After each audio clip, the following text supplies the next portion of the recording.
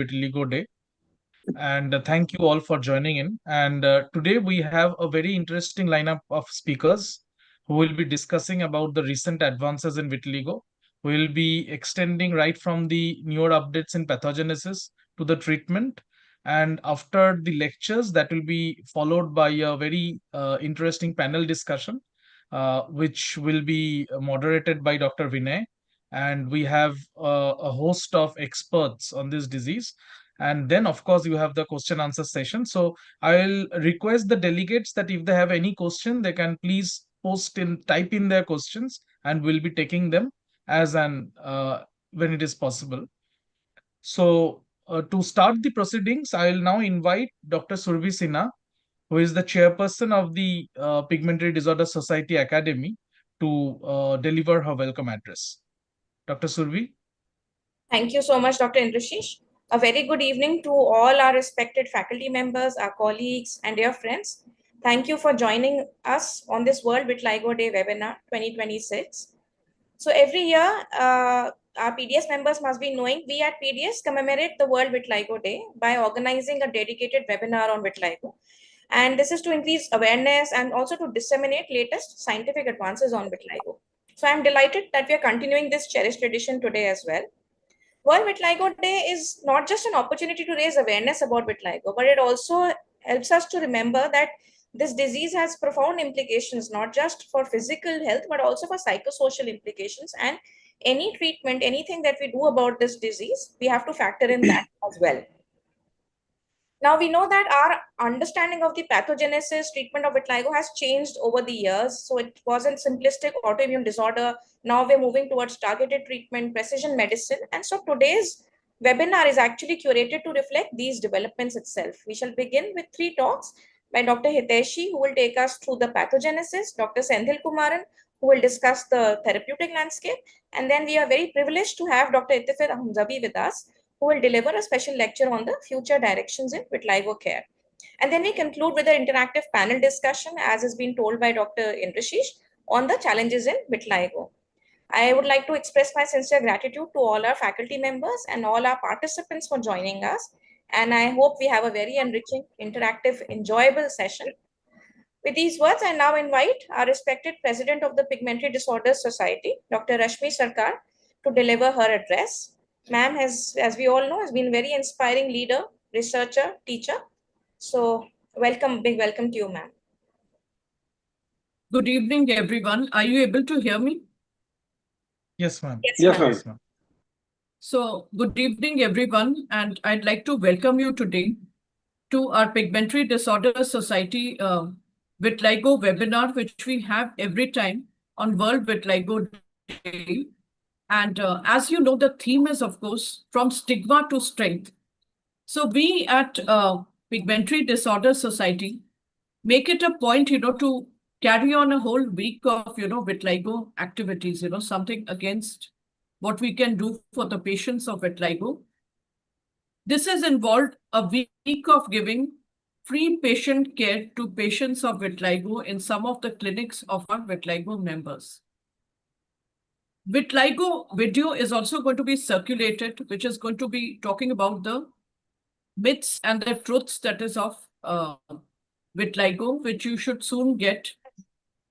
And as you know, on Vitiligo Day, which was on 25th of June, we did have a patient awareness program with a patient advocate, as well as with dermatologists and a psychiatrist.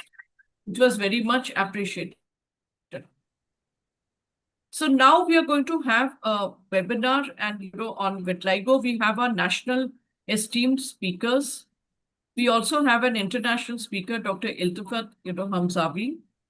And this is being conducted by the Pigmentary Disorder Society Executive Committee, the EC, and the Academy. And I'd also like to thank, our partners for doing this. That is INTAS, which has helped us in doing that.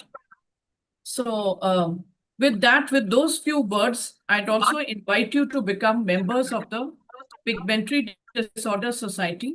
Remember that we are members of the ILDS, and a lot of awards are also given. to Pigmentary Disorder Society. So if you're a member, you get a lot of benefits. So with those words, I'm going to now hand it over to Dr. Bhavesh Swarkar, the Secretary of Pigmentary Disorder Society. Thank you.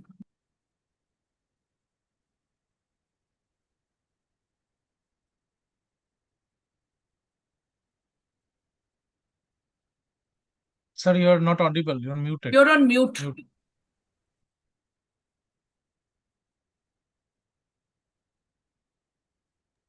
Yeah, good evening, everybody.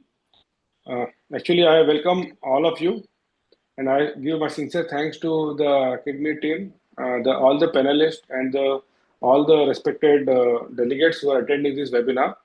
As Madam and Dr. Surbi has told that Pigmentary Disorder Society is constantly working on all the pigmentary related disorders, and World Vitiligo Day is a very special time for us to raise the awareness. Like we not only try to uplift your knowledge through producing a scientific content in front of you, but also we have a lot of activities which raises awareness to remove the stigma and the misbeliefs in the society so that a patient of vitiligo lead a normal life. Actually, apart from the vitiligo pigmentation, there are a lot of social implications which create a lot of psychological disturbance in the patients. Last week we had a good webinar on that, and a lot of people attended that in a very huge number, where we had a live interaction with the patients who are having vitiligo, and they said how they feel neglected, and how they feel stressed. So these kind of activities are very important and were very well appreciated. I again thank Dr. Rashmi, Madam, Dr. Surabhi, Dr. Indrashish to take a lot of efforts for that. I'm thankful to Dr. Sendil, Dr. Hiteshi, and Dr. Hamzavi. We welcome you all, and I wish this seminar will be very good knowledge raising for all the STEM delegates. I'm also thankful to Team Inters for doing a lot of technical work for this event. Welcome you all. Thank you. Thank you, Dr. Bhavesh. Introduction. So now we would directly move into the program, and I would like to invite Dr. Hiteshi Mehta, who would be our first speaker, and she will be speaking on newer updates in the pathogenesis of vitiligo. And she has done her MD from PGI Chandigarh, and she is also working as an assistant professor at PGI Chandigarh. She has got numerous scholarships and travel grants and awards. So it is very exciting to hear you again, Dr. Hiteshi. So, Dr. Hiteshi, please start your deliberation. Thank you. Thank you, Dr. Indrasi. So, at the outset, I would like to thank PDS Academy for inviting me to talk about this very interesting topic, vitiligo pathogenesis beyond autoimmunity. Now, we'll see what is there to vitiligo's pathogenesis beyond autoimmunity. I mean, it's an immune-mediated skin diseases, so, but there are a lot more aspects to it. So, whenever we read about pathogenesis of vitiligo, we see a diagram like this. This is basically the convergence theory. It talks about how various things happen to melanocytes. There's autoimmunity, there's cytokine-mediated damage, there's chemokine-mediated damage, then there is oxidative stress. And at the center of it all sits the melanocyte. And we tend to think of it as sort of a victim. But today I want to tell you how melanocyte is actually the instigator of its own demise. The reason why we need to look at things in this way is because if we think of vitiligo as just immune attack, and if we tackle only these aspects of things, we are only handling the tip of the iceberg.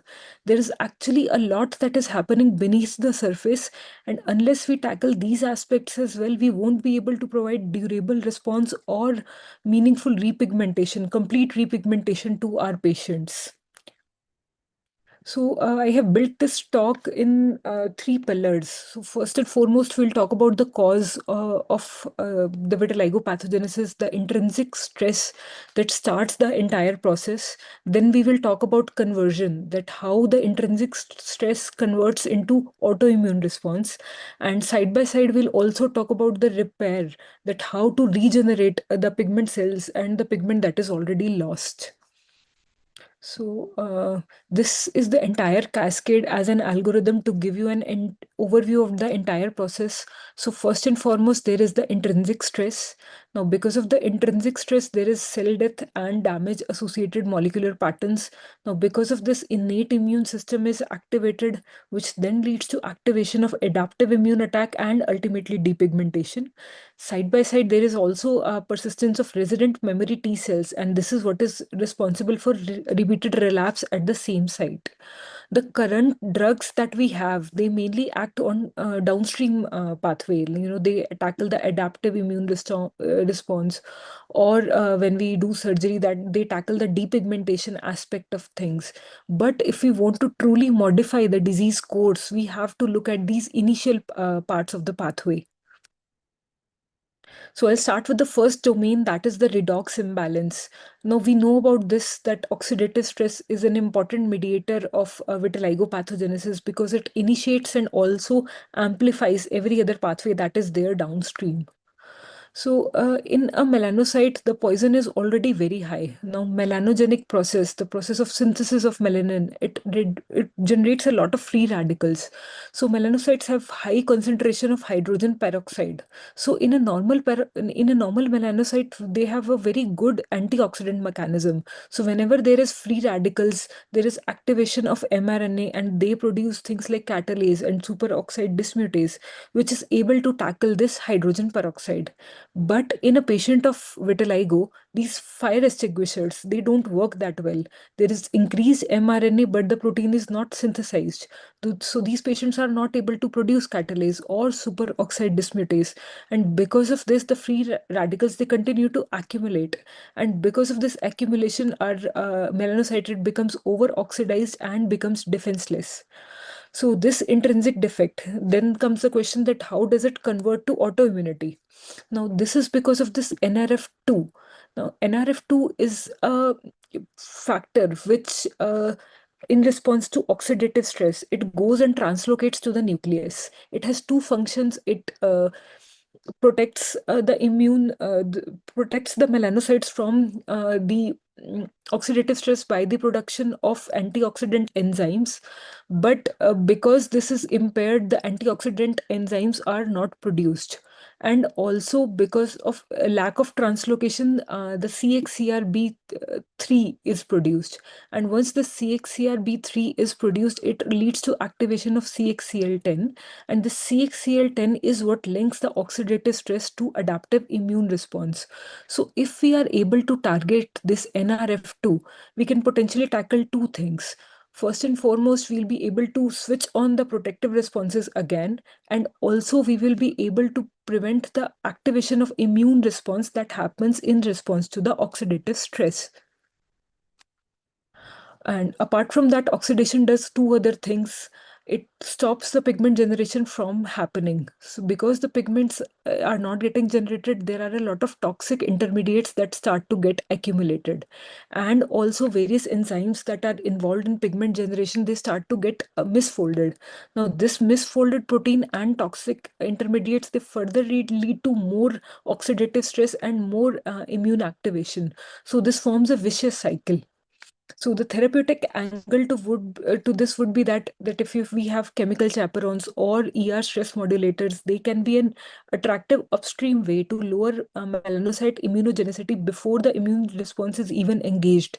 So this is conceptually very attractive, but it is still early days for these therapeutic angle to take concrete form.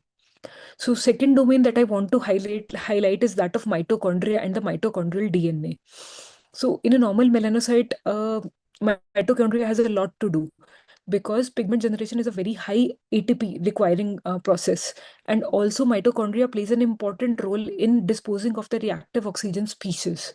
But in a patient of vitiligo, this stressed melanocyte also has stressed mitochondria. These mitochondria have low ATP concentration and it produces more and more reactive oxygen species of its own. So melanocyte's power plant, it is not only inefficient, it is also leaky and pro-oxidant before the immune attack is even obvious.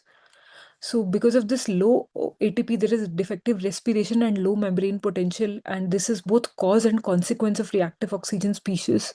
And because of low ATP and reactive oxygen species, there are mutations that start to get accumulated in mitochondrial DNA. And we are talking about this because this is reversible and therefore it can be a potential target. PPAR gamma agonist, which is pioglitazone, it can potentially restore ATP production and it can lower intracellular reactive oxygen species. And the damaged mitochondria, they're the manufacturing source of danger signals, which happen on the next slide. So what happens is this stressed mitochondria, it releases the mitochondrial DNA into the cytosol through these VDAC channels. Now, once this mitochondrial DNA comes into the cytosol, the cell misrecognizes it as a viral DNA. So the innate immune response, which is normally reserved for viral attack, it gets activated. So because of this C gas sting pathway, it gets activated, and this further leads to immune recruitment. So mitochondrial DNA, this is something which has been found to be an instigator of innate immune response activation in response to reactive oxygen species. So in vivo, we have seen that if you inject mitochondrial DNA into animal models, it leads to skin depigmentation. Mitochondrial DNA itself can function as a biomarker in a patient of vitiligo, and the VDAC channels that I mentioned, if we are able to inhibit them or block them, that will block the mitochondrial DNA release into the cytosol, and the activation of immune system can potentially be stopped. So the next pillar I want to talk about is the immunometabolism. So now this sounds like a buzzword, but it is very important because this is what links the metabolic defect to the immune activation. So we've known for a while that metabolic syndrome is more common in patients of vitiligo. And also HMG-CoA reductase and cholesterol, these have been found to be increased in patients of vitiligo, both in melanocytes and also in peripheral blood mononuclear cells. There is more lipid peroxidation, and systemically you see it as derangement of lipid profile, which is more in cases of active vitiligo and severe non-segmental vitiligo.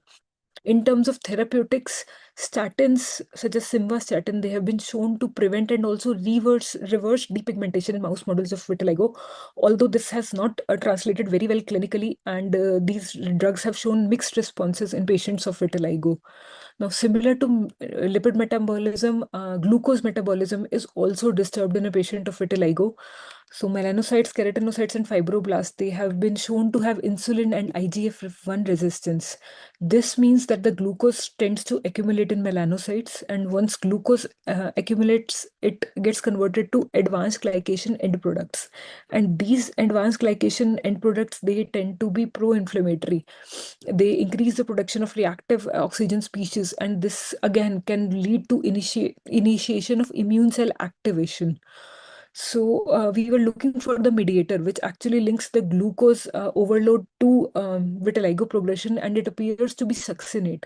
So this is a very recent paper where they found that in response to hyperglycemia, succinate is what is increased, and this succinate goes and binds to this SUCNR1 receptor, and this leads to two things. It leads to CD8 plus T cell activation, and it also leads to HIF1 gamma stabilization in keratinocyte, which further activates the innate autoimmunity. So both of them together increase the activation of CD8 positive T cells, which are skin homing, and this is what translates clinically to melanocyte loss and depigmentation. So the fourth pillar I want to talk about is the regulated cell death, which happens in a patient of vitiligo beyond apoptosis. So we know in a patient of vitiligo, melanocyte is going to die. So there are various ways in which this melanocyte death can happen. It can be apoptosis, necroptosis, pyroptosis. All of them have their own biomarkers. All of these have been found to be increased in patients of vitiligo to different aspects. So probably each mechanism of death is more active in one patient as compared to the other. So why are we talking about this? Because the way that melanocyte dies matters. If melanocyte dies a quiet death in the form of apoptosis, this does not activate immune system. So there is minimal immune mediated damage to melanocyte. On the other hand, if the melanocyte dies a loud death with the help of necroptosis or pyroptosis, the cell will rupture and it will release various proteins onto the surrounding skin, and this will result in activation of autoimmunity. So either you can shift the melanocyte to quiet death, or you can muffle the sounds of the loud death, and this would help you protect the conversion of innate defect of melanocyte to immune activation. So among this, ferroptosis seems to be the most tractable pathway. If you stabilize this GPX4 and with the help of selenium, it can actually prevent ferroptosis and can shift the melanocyte towards a quiet death.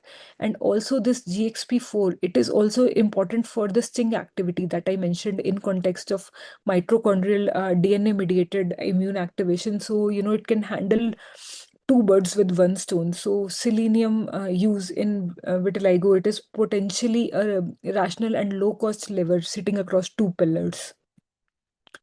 So the fifth domain I want to talk about is the adhesion failure and premature senescence. So melanocytourege is a very well-known mechanism in vitiligo pathogenesis. This is what explains why friction and trauma in the form of cobnerization leads to melanocyte loss and depigmentation.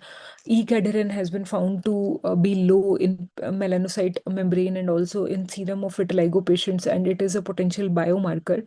Now, this melanocytourege actually happens in a very aged environment. It has been seen that in melanocytes, P53 levels, they are increased. So that is why their proliferative capacity is reduced. And also melanocyte has this senescence associated secretory phenotype, which means it releases various cytokines and also proteases into the surrounding skin. So it is damaging the surrounding skin as well. And this is present even in normally pigmented skin of vitiligo patients. And the various cytokines that the immune system releases, such as interferon gamma and TNF alpha, they further increase this senescence process. And this is what links vitiligo to various degenerative diseases of cardiovascular, neuro, or ocular system. So the therapeutic angle to this is that the senolytics and xenomorphics, which are being tried for various other diseases, they potentially might have a role in vitiligo as well. Vitiligo has been, you know, proposed as a degenerative disease of the skin as well. Another factor is the growth factor deficiency. So apart from melanocyte, even the surrounding cells are quite disturbed in a patient of vitiligo. The keratinocytes, they seem to have a shorter lifespan. They also have increased P53, and their differentiation ceramide synthesis is also altered. So that is why these patients have an impaired barrier as well.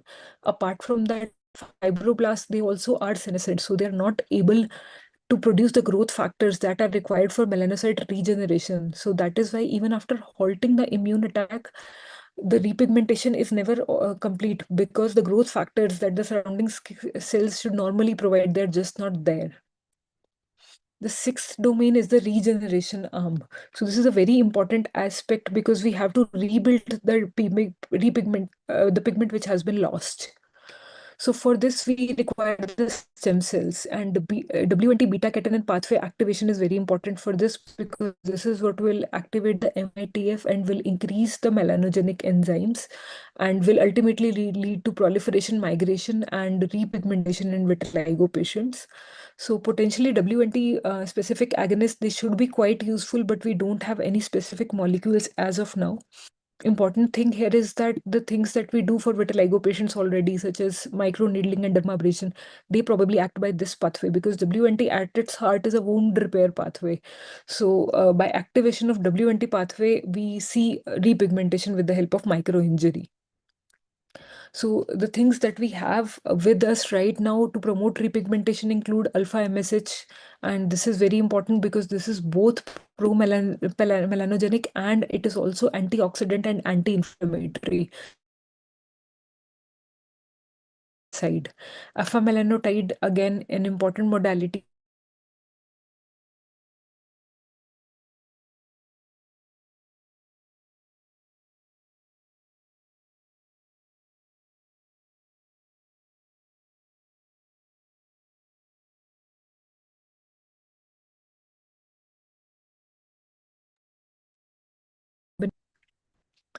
Then I come towards the end of my presentation. This is the seventh domain where I will try to rank the target by their therapeutic potential. So tier 1 are the ones which have a strong rationale and they are near clinic. First is the NRF2 activation, as I already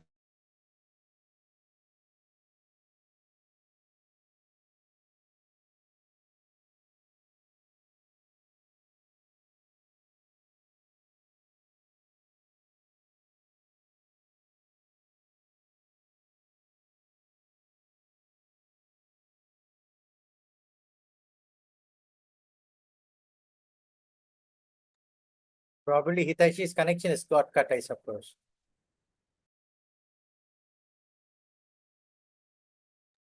Yes, let's wait for a couple of minutes. I think she can rejoin. What happened? I think a connection went off. Yes, ma'am, I think so. Yeah, there is a bit of a storm actually, and it's kind of in and out. It's quite difficult. You can ask Indrashish one or two questions if they're there, maybe Senthil or Yeah, somebody. Senthil, you could try answering one or two questions. Yes, yeah. yes. If okay, till now, ma'am, there are no questions So she's from the back. audience. Okay. Hiteshi, you're on mute. I'm really sorry, ma'am. I'll start again. No, no, please continue. Yeah, continue. You are coming towards the end, man. Let's check those slides. Yes, Yes, sir. yes, Is the screen visible? yes, yes. Visible. The Just screen we can see. fine. Sorry. Just yes. So I was just talking about the various tiring of the non-immunologic targets. So in tier 1, we can either target NRF and activate it from outside. Then various drugs which target the immunometabolism, such as statins, can be repurposed to vitiligo. Then for regeneration, we have potentially alpha-melanocyte phototherapy. In tier 2, we can potentially target VDAX signaling, which can stop mitochondrial DNA from leaking into the cytosol. Then senolytics can help with the aging process, and ferroptosis can be tackled with the help of selenium. And tier 3 are the ones which will probably be more useful as biomarkers, such as E-cadherin and ERS stress chaperones and so on. So, it's antioxidants would be very useful in vitiligo, but this is something which has translated clinically. So maybe we need better antioxidants. So this is the integrated pathogenesis. I already try to target the downstream pathway, but what we should be doing for disease modification is to also tackle the upstream pathway in addition to regeneration, which should happen in every patient side by side. So in future, we'll probably know which mechanism is more active in which patient, and we will be able to tailor the therapy specific to a particular patient rather than going for a one size fits all kind of an approach. And these are my take home messages. So autoimmunity is only the final pathway and it is not the origin of the entire process. So there are two important molecular bridges that turn intrinsic into immune. First is the NRF2 and second is the mitochondrial DNA. So again, both of these are attractive targets. And how the melanocyte dies, whether it's a quiet death or a loud death, that itself is a therapeutic variable. And regeneration is half the goal and should go on side by side. And the future of vitiligo therapy is probably pathway matched rather than a one size fits all kind of an approach. With this, I come to the end of my presentation and I thank you all for your patient listening. Thank you, Dr. Hiteshi, for this very wonderful and informative deliberation. It's always a pleasure to listen to you, to know so many new things, and also to approach vitiligo pathogenesis in a rather non-conventional way. So I think that's the highlight of this talk. So thank you very much that we are able to know that there are many other pathways also beyond autoimmunity which are responsible for this disease. So thank you very much. So next, I invite our second speaker, Dr. Muthu Sendil Kumaran. Uh, and Dr. Kumaran is the professor at the Department of Dermatology at PGI Chandigarh, and he has got numerous publications. And he was the ex-editor of the Pigment International Journal. So Dr. Sendil will be walking us through the vitiligo therapeutic landscape. So Dr. Sendil. Please start your deliberation. Thank you.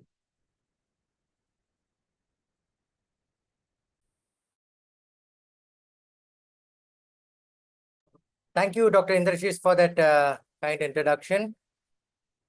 I hope I'm audible to everyone. Yes, very much Yes, so. you're audible. Yeah. After this wonderful curtain raiser by Hitachi, wherein she looked into all the new pathogenic mechanisms. So the next step which I'm going to talk is on the vitiligo therapeutic landscape. What are the updates? So most of the new additions in the treatment of vitiligo which has come out is partially in all these new pathogenic, blocking the new pathogenic pathways. So let's see one at a time. So we all know vitiligo is an acquired disorder of hypopigmentation with a global prevalence of 0.5 to 2%, and in India, prevalence in India up to 3 to 4%. We have the old race horses with us, the topical corticosteroids, calcineurin inhibitors, vitamin D analogs, and the narrowband UVB, which still remain the first line, and they are the gold standard. And we usually compare the newer ones to these gold standard medications. And we know the disease, when it is there in all the visible areas, especially on the hands, face, and the ankle areas, it always has a great psychosocial burden on the affected patient. So why we need a newer treatment or newer mechanism-led agents? Because we know most of the treatments which are available now are partial and not curative. The phototherapy is demanding because narrowband UVB, it requires a setup, it requires a separate clinic or more space for a thing, and patient cannot keep coming to the clinics also. So that is also be a problem. And then there is no pathway specific topical treatment which is available until and unless now we have ruxolitinib over there. And then, of course, the final and the most important one, heavy psychosocial load on the affected patient. So the treatment of vitiligo started with how to address the melanocyte stress and how to I think, modify the innate immunity until unless we recently targeted the interferon gamma, which is the main cytokine which brings about the pathogenesis of vitiligo per se. So where today's drugs intervene are, they intervene at JAK inhibitors, we have cytokine blockers, we have checkpoint inhibitors, and repigmentation adjuncts. So we'll see one at a time as we go along the presentation. Now, how can a repigmentation be measured? With the help of VASI. VASI is vitiligo area scoring index, which quantifies the depigmented area. Lower it is, the better it is. Now, it has been divided into two, the F-VASI and T-VASI, because most of the latest studies which have been published have been using these tools for a better understanding and better telling the outcome measures. F-VASI is the facial VASI and T is the total body VASI. And the proportion of patient reaching greater than 75% facial or greater than equal to total body VASI is the headline endpoints in modern randomized controlled trials. So in this last 5 years, there have been a lot of developments in the topical, oral, as well as in the adjunctal therapies. So let's go one at a time. So first one is the topical agents. So topical JAK inhibitors, the class that change the field. Mechanism is they downregulate the JAK-STAT signaling, reducing the interferon gamma that drives the cell-mediated attack on melanocytes. Agents in use are ruxolitinib, which is a JAK1 and 2 inhibitor, tofacitinib, which is 1 and 3 inhibitor, and deglucitinib, which is a pan-JAK inhibitor, which have been applied on the lesional skin. The best responders have been facial, as usual. We know most of the topical agents do well on the face, and also the recently active lesions. The thinner the skin sides, they respond faster than the ankle and thick skin areas. Coming to the first one, the ruxolitinib cream, which has been FDA approved in 2022 for non-segmental vitiligo, mostly ages of 12, more than 12 and more, and affecting less than 10% of the body surface area. So what are the studies which showed it improved? That is the pivotal true V1 and V2 studies. They are the phase 3 trials, which established the efficacy of F-VASI of 75%, which was reached in approximately 30% of the treated individual by the week 24, which was rising continuously until the patient used it for approximately 1 year. It was well tolerated, only mild application site reaction in form of acne and pruritus. And there was no lab monitoring, which was not required in any of the doses. And the other study, which was the Rosmarin study in 2020, which compared 3 percentages doses, that is the concentration, sorry, 0.15%, 0.5%, and 1.5% cream versus the vehicle up to 52 weeks across 4 dosing arms. And they showed that 1.5% either given once or twice daily arms achieved a F-VASI of 50% in 50% and 45% of patients respectively at around 24 weeks, compared to only 3% with the vehicle. The adverse effect noted in this study was erythema, pruritus, transient acne, and application site hyperpigmentation. Systemic exposure was very, very low in the group. Coming to the tofacitinib cream, most of us are already prescribing this 2% cream. It comes, the first one to study was the open label study by Mubasha, and he said tofacitinib 2% cream versus twice daily in 16 patients with vitiligo, and they showed a very good improvement in the in their cohort. And concomitant therapy which was allowed along with the topical tofacitinib is you can use tacrolimus, or phototherapy can also be used during the study. And the response to pigmentation, they noted repigmentation in up to 81.2% of the vitiligo patient, with greater improvement on the facial lesions than the other sites. Coming to the next one, the deglocitinib, and what is the case data teaches here? There are two cases which was reported by Yagi et al. In 2021. Vitiligo is treated with topical deglocitinib applied twice daily. One side was the neck and the other side was the elbow. It was a site-dependent response. As usual, the response was much better on the neck, but not on the elbow. And it shows that likely driver is the differing skin thickness, disease duration, and sun exposure between the two sites. So when you see the 3 practical lessons, what we have here, thick skin needs more help. Like, for example, you might have to do occlusion or increase the concentration of application, or treat early. That is, JAK inhibitor is likely more affected by while the immune attack is still active, and combined with phototherapy as usual. Coming to the newer class of drugs, tapinarof. Now, what is that? It's a topical aryl hydrocarbon receptor agonist already approved for psoriasis and atopic dermatitis. Now, what do? They downregulate the interleukin 17 and interleukin 22 axis while enhancing the skin barrier and antioxidant response. So what's its rational use in vitiligo? AHR activation may shield the melanocytes from oxidative stress and dampen the TRM from getting activated and affecting the melanocytes. So it was studied. There was one single case report which was published in JAD case reports in 2023. It was a 19-year-old woman with localized facial vitiligo, tapinarof 1% cream, which was given twice daily for 6 months, greater than 50% repigmentation, with marginal repigmentation already visible by as early as 1 month of application itself, and there was no adverse effects reported in the patient. So in a 2024 narrator review, evidence, what they say is evidence remains case level, but tolerability is favorable. The review explicitly calls for randomized controlled trial.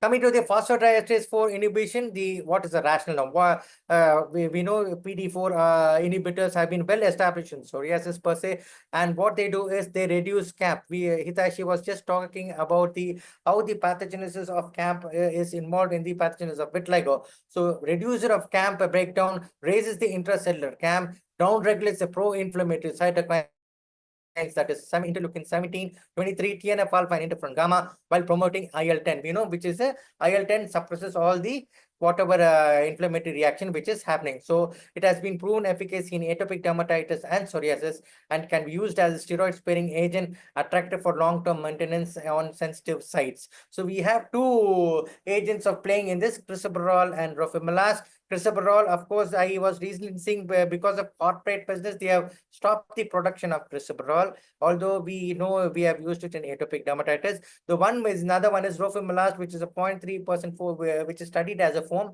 which is a phase 2 trial which is going. Crisaborole, coming to think, it was studied as a non-inferior to potent steroid. It was studied by Wang et al. In JAD 2026, bilateral hand self-control non-inferiority trial. In 46 completers was given for 12 weeks. So it was compared to halometazone, and the amount of pigmentation which is got on crisaborole was more or less similar to that of halometazone, that is 16.36% versus 14.96%. However, it requires a lot of more studies to come to a conclusion whether crisaborole is actually effective in vitiligo per se. Rofimilast has been studied as a 0.3% cream, which is a phase 2 proof of concept study in vitiligo in 2026, along a parallel program in hidradenitis suppurativa. So early patient experience have been encouraging, but however, we just wait and watch in the space because it is too early to stamp that rofimilast is very helpful in vitiligo per se. Of course, we have something new to look forward in future. The other one is topical rapamycin. We know sirolimus is an mTOR inhibitor, and we have actually published a study, research study from our department itself, wherein we have showed the effect of 3 different concentration of sirolimus on the melanocyte cultures itself, and given at a higher concentration, it increase the melanization of the melanocytes. So similarly, topical rapamycin was recently studied by many researchers outside in the form of a randomized double-blind controlled intra-patient trial of 0.1% or 0.001% cream once daily for 6 months on a given a single lesion compared to a placebo, and they found a very good outcome in this group of patients. So this is the old wine in the new bottle. We have also shown the effect of prostaglandins in vitiligo per se. It was long back, probably around 10 years back, when Dr. Prasad from our department showed the effect of prostaglandins. Here in this study, Kaur et al. Study did a dermabrasion. It was randomized controlled trial on 40 patients of localized stable vitiligo, where they did after dermabrasion compared dinoprostone gel to tacrolimus, and they found both of them giving a similar sort of a response. There was no significant difference up to 20 weeks. So you have one more in the kitty. Pimodoprast, which is a prostaglandin F2 alpha analog. It is a synthetic analog approved in glaucoma and eyelashes hypertrichosis. And when they were treated for this, people noticed the patient developed some sort of a periocular hyperpigmentation via increased melanogenesis. So people started using bimatoprost as a triple action therapy in non-segmental vitiligo also, especially on the eyelids and the eyelashes. It was known to be helpful. So the result is melanin concentration change was significantly higher on the triple therapy side. The surface area difference trended favorably but did not reach the significance. Coming to latanoprost was another similar to that of bimatoprost. Okay, and the trial by Noruspur Delami, which was a double-blinded latanoprost 0.005% gel given twice daily for 12 weeks versus placebo. In generalized or focalized vitiligo involving the eyelids, pigmentation improved up to 45.6% of the treated person versus only 2.3% with placebo per se. So what is there on the horizon? There are new topical mechanism which I'm thinking, that is something called as the CGB600, is a first-in-class topical DNA aptamer designed to selectively bind to interferon gamma. So nowadays we are getting this targeted treatment, which is very helpful, so that the side effects are also very less. Interferon gamma down-regulating the autoimmune activity against melanocyte. JAK1 selectively. It's a JAK1 selective siRNA, a fully chemically modified siRNA that silences JAK1 in human skin explants and blocks JAK1 dependent inflammatory signaling. Both of them sit on the same interferon gamma JAK-STAT axis, exploited by the topical JAK inhibitors, but reach it through nucleic acid rather than the form of small molecules. And there are another one is the AB1001, which is a T cell activation inhibitor. The trial is also going in our department also. It is very early to say how it is helpful in vitiligo, but studies are going on. The other one is the MSC derived exosome. So phase 2 trials are also going on with this treatment. Coming to the oral and systemic agents, we have all the newer JAKs in this. We have baricitinib, ritlecitinib, upadacitinib, and povorcitinib. Apart from upada, which we have with us, nothing else is available with us. But anyway, don't worry. Baricitinib, we have only single study with the phototherapy, with combination with phototherapy. It gives them more things. So don't worry, you're not losing much in it. This is what I wanted to say.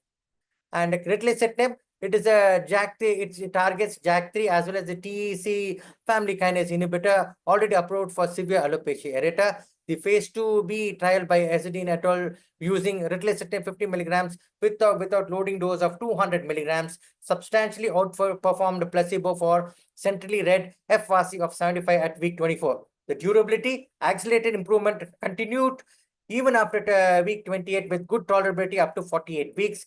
And a phase 3 program is now going on, and people are also studying. One thing I wanted to say is ruxolitinib. There are next phase 3 trials are going ruxolitinib with phototherapy and use of ruxolitinib on the genital area also. The reports are still awaited in that. Coming to upadacitinib, we have this in our hand. We have been giving for past 6 months, both in vitiligo as well as alopecia areata. It is selective JAK1/2 replicate phase 3 studies we have in adults as well as in adolescents of NSV giving 50 milligram once daily. The T-VASI of 50 and F-VASI 75 at week 48 both significantly favored upadacitinib over the placebo in this study. So what happened is the actively when it given in actively progressing disease, approximately 76% of upadacitinib had no T-VASI worsening at around 8 to 12 weeks versus 61% on placebo. Povorcitinib, it's another oral JAK1 inhibitor, which is advancing fast and now in phase 3 for trials for non-segmental vitiligo. What does the phase 2b result showed? It showed substantial repigmentation across all dose arms with a mean T-VASI improvement of approximately 41 to 43% and F-VASI of 64% in week 52. Okay, so the moment phase 3 is going on, we're hoping for a more better results with this small molecule. So using oral JAK inhibitors responsibly is very important because we have class warnings. That is, oral JAK inhibitors carry class warnings, serious infection, thrombosis, malignancy, and MACE. So derived largely from older rheumatoid arthritis population. So you should be very careful when you follow the regulations properly before prescribing JAK inhibitors rather than blindly giving it. Select your patient properly, weigh the age, cardiovascular and thrombotic risk, infection history, and smoking before systemic therapy. Baseline monitoring is a must. In case of thing, especially screening for TB and hepatitis, check lipids and blood counts and keep vaccinations current and share decision. That is, with the patient, you say what are the benefits of coming of repigmentation and stabilization and things before you start giving a JAK. So beyond JAK, what we have, what is coming up in future is interleukin-15 inhibition, because interleukin-15 is known to keep the activation of the tissue-resident memory T cells. So when you block this, they go numb, and there is no reactivation of vitiligo again. So the phase 2 studies are ongoing in this. So we hope we have something good in future to come. We have T cell co-stimulation, that is abatacept, which dampens the T cell activation. So early clinical exposure is still continuing. Melatonin is support. We have alpha melanotide, which acts on the melanocyte 1R. It's a melanocyte 1R receptor agonist with narrowband UV, especially phototherapy, gives a very good response. And we have immunometabolic treatment also. As I said, rapamycin, sirolimus has been found to be very helpful. So coming to the antioxidant adjuncts, this a lot of stress has been there nowadays, as Hitachi was telling that a lot of oxidative stress is going on the melanocyte, because of which there is destruction. So a lot of stress has been added, especially polypodium leukomatous have been found to be helpful along with phototherapy. And making phototherapy work harder, we have combination of 302 nanometer eczema with JAK nowadays, which is being found to be, this combo is found to be bring about a better repigmentation compared to either of the treatment given alone. Few people have used PRP to show this one, but anyway, it is still PRP. We say it is a very concoction. We don't know how it will act in a given patient. Oral vitamin D analogs have been given to along with eczema to response to immunomodulatory synergy, and best understood as a rotational combination for recalcitrant sites and not a replacement for narrowband UVB. And what do we have in the surgical? We know the surgical of vitiligo has improved right from only punch grafting to melanocyte keratinocyte suspension, then combination with dermal and epidermal combination, as well as mini punch grafting. So practical take-home sequences, first define the activity of the disease. See if it is very rapidly progressive or mildly progressive and act according to it. Prioritize the immune arrest. Assess the triggers and comorbidities. Choose a good backbone treatment. If it is minimal disease, use a corrective topical treatment, which is a thing. If it is generalized, switch in for phototherapy and the whatever the immunosuppressants which you want to use. Add precision. JAK inhibitors where appropriate. We know what is the trial stage of each of the JAKs which you have seen now. See appropriately and try to choose whichever you want. Drive pigment is pair immune control with phototherapy and repigmentation adjuncts for slow sites, especially on the acral areas, on the mucous areas. And so the fifth stage is a refractory stage, wherever the quite a good amount of repigmentation, but still not 100% totally recovered, and the patient has been stable for a year or something. Consider surgery in these group of patients. So where the field is heading, we have the approval era has begun. That is, we have newer thing, ruxolitinib and newer JAK inhibitor which is there, which have been approved for the treatment of vitiligo. And from suppression to tolerance, combination is the norm. That is single rather than a single thing, single drug. When you combine two things, for example, phototherapy and topical tofacitinib might do well compared to either of the thing given alone, and equity and access to next. So from symptom management mechanisms to do so, I conclude by telling like vitiligo has been known since millennia, but only now the treatment is catching up because we have better understanding the biology, the better pathogenesis of the disease per se. And advances in the etiopathogens are delivering more precise, effective, and safer options across topical, oral, and adjunctive routes.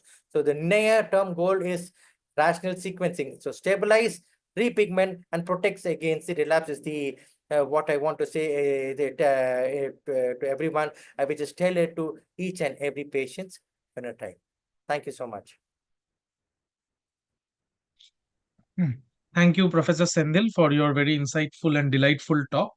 And now it is my pleasure and privilege to invite our international speaker, Professor Iltefat Hamzavi, who is the dermatologist at the Department of Dermatology at the Henry Ford Health Dermatology Center at Michigan, United States of America. And he is also the former president and board member for the Global Vitiligo Foundation and also the Hidradenitis Suppurativa Foundation. There's an incredible H index of 76 and more than 20,000 citations. And of course, he needs no further introduction. And we are all eagerly waiting for his talk, which is on a very interesting topic about AI and vitiligo. So we are all using artificial intelligence nowadays. And so he will integrate that about the future directions and the role of artificial intelligence in vitiligo and whether we are actually moving towards a cure. So, Professor Hamzavi, the stage is all yours. Thank you. Thank you. Namaskar and adab. Thank you so much to my wonderful Indian brothers and sisters for this chance, and my dear sister Rashmi, who gives me a really hard topic to take on, AI and vitiligo. So Dr. Kumaran did a really nice job of kind of summarizing a lot of the updates, and I'm on multiple trials that he listed, but I want to hear him give my talk because it was better than whatever I can do. I think he summarized it as best as anybody in the world can. There are a lot of advances. I've tried to incorporate where I'm seeing AI, but you guys are experts. You know what you're doing. Many of the patient communities are also well versed in AI, and I'm not an AI expert. But as you know, like everybody else, it's impacting everything that we're doing. But the promise and sometimes the hallucinations are much worse, are not as promising as the actual reality. So we have to kind of, I think, start with the level of an academic. And the term scholar in Greek means the one who tells the truth. So I don't want to oversell it. I also don't want to miss the opportunity. So I hope that I get this right. This is my hometown of Detroit, Michigan, the place that accepted my parents who are Indian immigrants from the city of Hyderabad, and surrounded by 20% of humanity's fresh water. Also the home of the initial phase of the Global Vitiligo Foundation, also one of the largest HS clinics, also the home of the PIH models, the impact of visible light and pigmentation in skin type 5 and 6. But in many ways, the research that we've done here has been a letter of affection back to my heritage, but also to all patients across all spectrums of skin tones, but especially remembering our patients of skin of color. And India has really been, for me, a north compass for my whole career. I have friends there going back to the earliest phase of my career, Devendra Prasad, Samesh Gupta, Rashmi, so many people there. And I also really value the science and the experience that are coming out of India. I try to do as much as I can to try to support that effort. But this inspiration comes from my hometown of Detroit, Michigan, which is also home to the initial phase of Michael Jackson's career. And if you ever want to come to Detroit, we can take you to the Motown Museum. I know Michael Jackson is very popular in India with all the Bollywood dancing and his dancing. So come on over. So we'll talk a little bit about AI in general. I'll give you an overview. I don't know if any other speakers have spoken about AI, but we'll talk about AI's impact on diagnosis, drug development, precision medicine, but also this very specific area where I think it could be really helpful in managing the mental health components of vitiligo. As we know, the mental components, the psychosocial components, especially in a South Asian Indian context, are some of the most challenging that we really don't manage as well as we hopefully could. So what are some of the advances in the literature? So one, as many of you have noted, the VASI is a primary outcome measure for vitiligo. The literature now is full of articles talking about the use of AI to automate the VASI. The VASI has been validated, it's been vetted.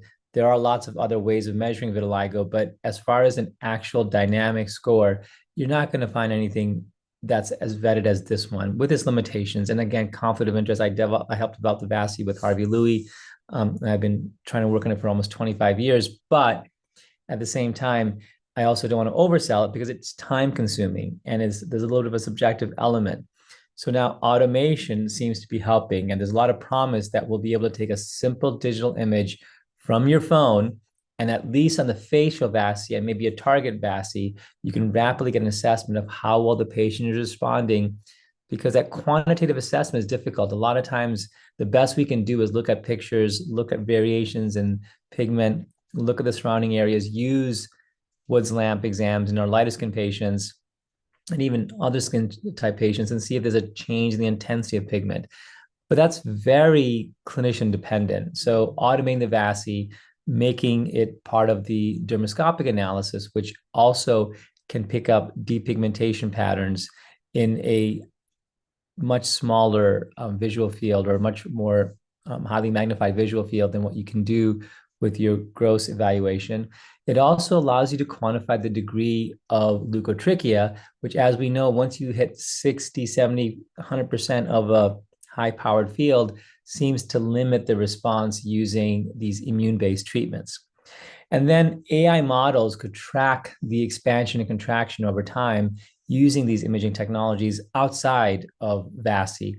And that subtle change with the level of precision is a promise that could really tell us whether or not a medication, an intervention, phototherapy is making an impact.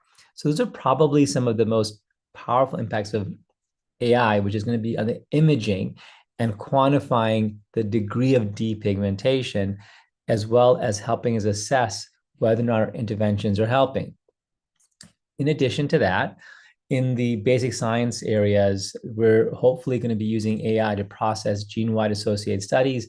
John Harris, we just had World Vitiligo Day in the United States in North Carolina, and we just had an incredible event. We had Winnie Harlow, the well-known model, come in. We had an incredible Camp Victory. We had very powerful educational events for our patient communities. And we had patients from the United States, from Mexico, from the Caribbean countries. And we also had people calling in from all over the world. And in John's study, John Harris' studies, the Vigor study, they're doing GWAS processing, and there's also other GWAS studies going on. Richard Spritz's study was done without AI. But with AI, we're going to find out whether or not the genes listed here, the PTP and 22 or the HLAs, are linked to autoimmune dysregulation. But the amount of data that has to be analyzed sometimes is overwhelming, even with the advanced computing that we have today. So this could potentially give us a polygenic risk score, which can predict vitiligo onset probability. And we have a paper coming out from the FinGen database that does suggest that if you have multiple markers for autoimmune diseases, we can almost predict your chance of getting vitiligo, but also the chance of you getting another autoimmune disease. So GWAS analysis. Transcriptomics, which is basically looking at the entire transcriptome, all that molecular data, and we can ultimately use natural language models and machine learning to analyze single cell sequencing data from lesional skin. What kind of inflammatory cells are present? We do know that CD8 lymphocytes are driving a lot of the immune destruction, but you also have memory T cells, you have regulatory T cells. These nuances can be analyzed by AI and hopefully give us some more information. And then when you have this replenishment, this exhaustion of the CD8 positive T cells, you could also have factors there. And then interferon gamma signaling as a core therapeutic target. We do know that in the skin, when you have interferon gamma signaling that's elevated, that's predictive of future vitiligo progression. well, can we use that as a model to identify patients who may benefit from more aggressive interventions? And the proteomics and metabolomics, the deep learning integrates the omics process. And again, there's tremendous amounts of data, but we know that CXCL10 is a reliable serum marker for disease activity. This could enable other options for the use of non-invasive monitoring, as well as blood-based liquid biopsy panels. Right now, there is no blood test for us to track how vitiligo is progressing, and these types of AI analysis could maybe allow for that. But if you don't have all this work done, and you don't have the data mapped out in a clean fashion, AI can also hallucinate on pathways that are not relevant. So this whole concept of always having a human in the loop for all of these decision points, and then having great individuals such as the people on this call, but also our patient communities to say, what do you think of this? Because we have patient communities who are also experts in AI as well as data analysis, and then using their own AI tools, they can double check our data. But it also relies on a basic human concept, Hindi mein bolte hai bharosa, like the trust of people in the medical system across the world to analyze information effectively will also be critical. So I want to emphasize that without human in the loop, AIs could potentially take us in the wrong direction. I do hope that will continue onward. We could also start using AI to accelerate drug discovery. The various models that map protein interactions could also help us identify novel druggable targets, both in the JAK-STAT pathway and interferon gamma pathways, but there's also other pathways that are being identified that I'm going to talk about towards the end of this talk. Virtual screening for the various molecular docking screens, as well as the AlphaFold 2 protein structures and how they interface. You can do these silico-based targets, and during the COVID era, we ended up doing all these studies with the University of Michigan and the Sachs lab, and they had done a tremendous amount of work, but also throughout the world, they were trying to use different molecules to see what could be done to manage COVID. Well, that also has now, that process has been now provided, and AI could potentially do this virtually and extract information from other data sets, from other disease sets that also have an immune component, and that could reduce the cost of us identifying things. Today in vitiligo drug design, we have to sometimes wait for somebody to make an advance and then say, well, this kind of relates to vitiligo, let's try this drug. Now with John Harris's and Julian Seneschal's and other mouse models, as well as the the animal models developed in India, we can start using those models. But if we could take all that information, combine that in data sets, and then we could use AI to kind of give us some direction. And then the novel designs looking at novel molecules with different diffusion coefficients, we could develop an optimal pharmacokinetic profile. We are finding with all these trials that yes, JAK inhibitors are providing a result, but as my colleague from PGIMS suggested, you end up having a situation where you have a response against placebo, but it's not the degree of improvement you want to have. But in clinical use, and I'll talk about, and then in case studies, when you stack treatments on top of each other, you get better results. Well, that's a lot of time and effort for a patient. Could you optimize the drug delivery by using AI to do that? And then risk stratification. We forget in our clinical trial sometimes that if we get the wrong patient in the trial, it will give us a false result. There are groups of patients who will respond very well to a treatment, and there are groups of patients who will never respond. Those should not be mixed together. And then we have to give a more precise description of who can benefit from a drug versus who cannot. You can't just say, well, this doesn't work. It doesn't work in this person, but it could work optimally in another person. That trial design could help us stratify more effectively. And then that treatment response prediction with narrowband phototherapy, this was actually a good example of AI hallucinating. They started, when I was looking at this, they started coming up with information suggesting that there was actual literature on predictive modeling of narrowband UVB with AI in vitiligo. Now, to my knowledge, and my colleagues can correct me, I don't see that in the literature, but it gave me a reference. I had to correct the reference, and the reference actually is for Raul Cabrera's work out of Chile. We could model that with AI, and then we could apply it to a patient in front of you and then they could predict whether or not they're going to respond to narrowband phototherapy based upon a Bayesian analysis or a frequentist analysis, but probably Bayesian, where you look at the first 4 weeks, you see how well they responded using some of the digital imaging technology, and then you can say, well, what are the chances of you getting 80, 90% repigmentation with phototherapy alone? And then as we add topical JAKs and systemic JAKs or other agents on top, we can get a better idea. That can help give people a better idea of whether or not they want to commit to these treatments. And then again, the JAK inhibitor responding profiles that we talked about earlier. There's also a huge issue of data diversity. My skin type 2 to 3 patients have a tremendous burden of disease. They have a mental impact. We also have to explain to people why they care about their vitiligo. Those are very hard patients to assess. AI could potentially extract the response rates from imaging and improve the quality of life of those individuals. And then we also have to recognize that we are going to have you in the loops. You can use these things, but they're not going to be validated. And we're grateful that the FDA is working on this, but I do hope that the FDA pushes themselves, because we need a regulatory overview for AI to see what really works and what doesn't work. Data privacy are going to be tremendous issues that we also have to explain. And then the explainability, some of these things, they don't make sense. And if you don't understand the AI, you don't have you in the loop, you can almost take AI like a revealed text, but this is not the Bhagavad Gita, this is not the Quran, this is not the Bible. These are not revealed texts. They have to be able to be explained. And sometimes we honestly don't understand how AI came to that conclusion. We have to be able to justify it and find mistakes like AI just made on narrow band imaging.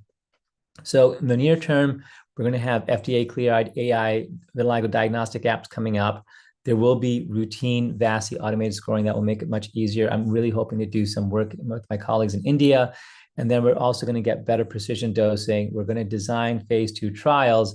We're also going to look at a digital twin system that's already happening, where we can actually take a few patients, create digital twins, and then predict how well the drugs will work. And then we can also look at real-time wearable monitoring of repigmentation. So in summary, these are some of the things that we're finding. Generative AI, virtual screening, personalization of the treatment algorithms will get better. We'll identify susceptible loci, novel biomarkers. We'll also develop new techniques to advance drug delivery, but only with humans in the loop. Here's a summary of some of the references. I just wanted to quickly jump to one area where I believe that is going to be exciting, which is classifying vitiligo patients more effectively and tracking them over time. So non-segmental and segmental. And then right here are some of the advancing new treatment options. So I wanted to quickly cover the new advances coming up in the new drug delivery options. So one of the things that will happen is that we will be able to identify patients with early localized disease. This is already happening, and then use aggressive systemic, topical, and phototherapy options like the Egyptians did. But no patient should suffer from periungual vitiligo going forward, hopefully with widespread AI adoption, especially in countries such as India. Lastly, drug delivery. How can we make these treatments more precise? But also, I wanted to highlight one of your own companies in India, Ahamune, which is actually doing a lot of really good work on innate immunity and melanocyte activation, as well as medications such as alpha-melanocyte. These are new treatment options. How do you overlay them? And I do hope that AI will help us do all those things. So in summary, thank you so much to my wonderful colleagues for taking the time to listen today. Really grateful to all of you for advancing vitiligo care. I cannot tell you that without India and Indian dermatology, we would not have these advances in the United States. So I'm grateful to all of you. Thank you, Professor Hamzavi, for this very insightful and exciting talk on such a emerging and practical topic. So now we move on to the Indrashish, final if I can section. just, I just Yes, wanted ma'am, to of course. thank, Iltifat. It's very nice of you, because every time we ask you, you're always there. You always join our Pigmentary Disorders Society meetings. So thank you so much. I know you had a busy schedule. Yeah, we're actually right before this, we're going to go an FDA review of a medication that's on the verge of approval. So very stressful but exciting call. But ye khandan ki baat hai. Aap mere bhai behan hai. I have to come, and every time I can come, I will. Thank you. Thank you so much. So now I invite Dr. Vinay Keshavmurthy, who is the additional professor in the Department of Dermatology at PGI Chandigarh. and who has more than 450 publications and is the recent winner of the EADV Best Researcher Award. So I would like to invite Dr. Vinay to start the panel discussion. He will be inviting the panelists also, and his panel discussion is mainly on difficult to treat cases of vitiligo. So, Dr. Vinay, over to you. Thank you. Yeah, thank you, Dr. Indrashit. I hope I am audible and my slides are visible. If you can please confirm. It is Vinay. Yes.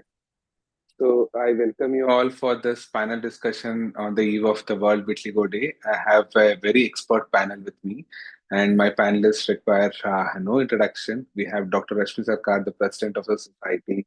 We just Dr. Iltafat, Dr. Sendel, and Dr. Ritesh speak. Dr. Anupam will be joining us shortly in a couple of minutes or so. So now that we have learned about the pathogenesis of vitiligo and the newer therapeutic modalities on how to integrate AI in clinical practice, so we thought it's good to have a panel discussion at the end on difficult to treat vitiligo, where we really need to scratch our head and think what beyond the usual. So this would be a case-based scenario, and we will be discussing 5 cases also in this limited time of 30 minutes. So my first case is this patient with acral vitiligo. She had acrofacial vitiligo extending till the elbow and the knee. As customary, we started her on narrowband UVP phototherapy, and these are the sequential photograph of this patients on narrowband UVP phototherapy.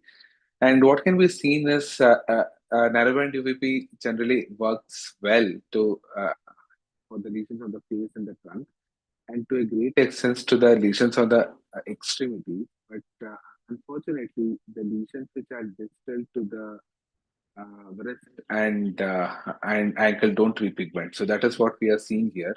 We are not seeing any repigmentation of the dorsal line.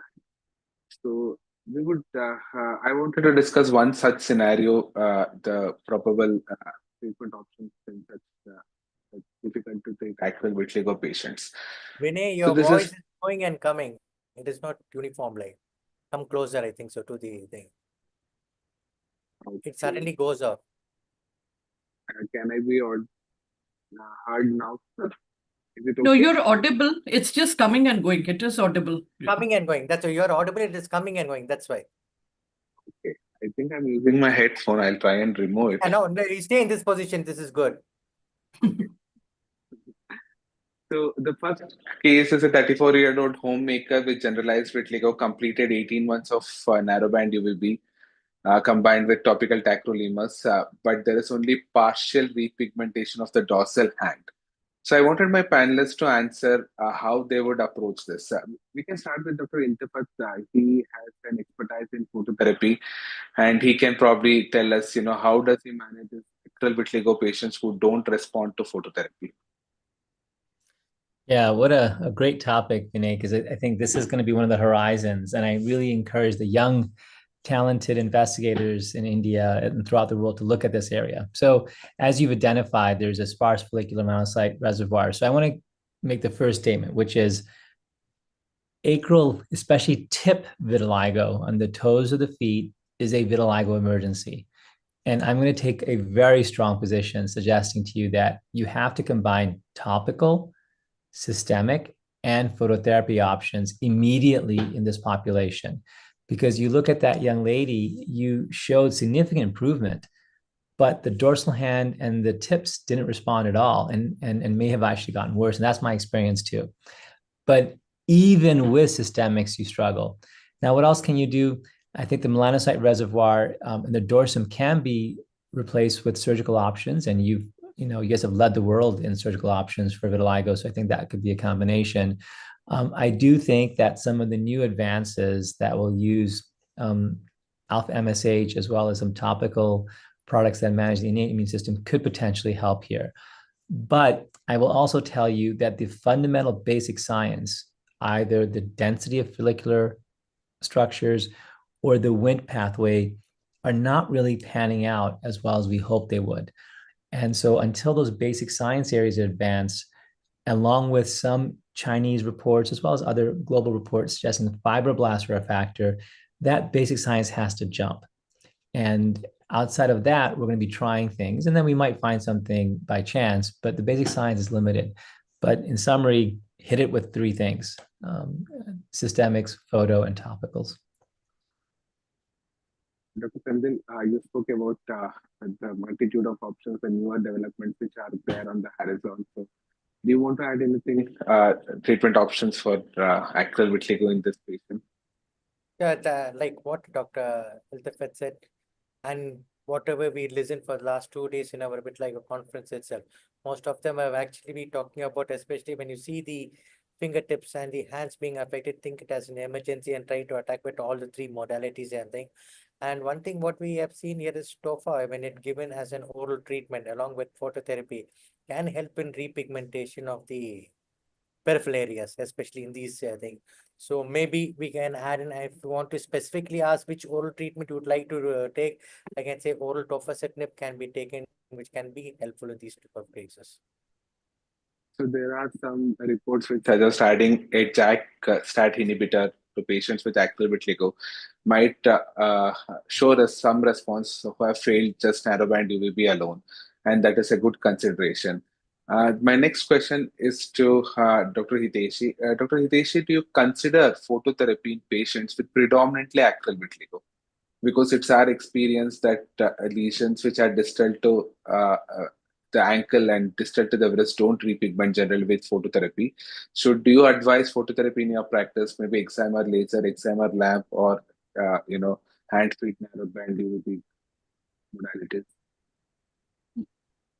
So phototherapy, in addition to repigmentation, has a role in stabilization as well. So I feel what helps is to stratify the patch. So you can tell the patient that some response might come over the wrist or over the dorsum of hands, but around fingertips and completely distally, response is very unlikely to come. And also photographic documentation helps because the response is very slow. So, you can see really show them that, okay, some response is coming. But again, around the fingertips, we don't generally expect any response. But for dorsum of hand and wrist, I do try to combine it with phototherapy wherever feasible. You combine it with other modalities, like Dr. Sandel suggested, we can use JAK STAT inhibitors. So, do you have any go-to molecule to combine with? These days, we tend to go to JAK inhibitors only, and especially if the patient has unstable disease, they're a good option. They seem to work well for acral disease as well in terms of stabilization, at least. Yes. So, Dr. So, Murthy, can I add one Vinay, just component here? in addition to all that has been said, because I think we follow more or less the same things, but this is one area probably where, I'd like to really use decapeptide also, fibroblast growth factor, in addition to the oral treatment and the phototherapy, because otherwise it's not something that I use a lot. But maybe this is an area where you could use it in combination, and results are seen in a few cases. But again, it's the combination. So what is working would be difficult to say. yes, decapeptide is one option. So, we have to filter. But, sir, do you want to add something? Yeah, so I just want to make sure that we're very clear about these three phototherapeutic options. So excimer laser, high intensity, narrow wavelength, and it's collimated. Those are the features of a laser. Targeted phototherapy is high intensity, high irradiance, and then still a narrow spectrum of wavelength. A narrow band is much lower irradiance, so it takes a lot longer to deliver that light, but also a narrow band. Over the years, the literature is trying to kind of understand the differences, but it seems to be irradiance is a factor in the rate of response. You get repigmentation faster with excimer laser or targeted phototherapy, but the endpoint may not be that different. Now, in acral areas, it could potentially be important. And if you're going to pick a laser or targeted phototherapy, I don't think it makes a difference if it's a laser or if it's a higher radiance targeted phototherapy. I think it may make a difference if you're just using narrowband UVB as a localized device or a handheld device. But I just want to explain to people, from what we understand today, irradiance is a factor in rate of repigmentation and potentially overall repigmentation. So, Dr. Interpret, in this patient who has actually failed repigmentation over axial parts with whole body narrowband UVB chambers, do you still recommend excimer laser? A trial of it, but I don't think it's going to make much of a difference. I think this patient would probably benefit from some localized surgery. And then once you've healed, consider using high irradiance treatments such as targeted phototherapy or excimer.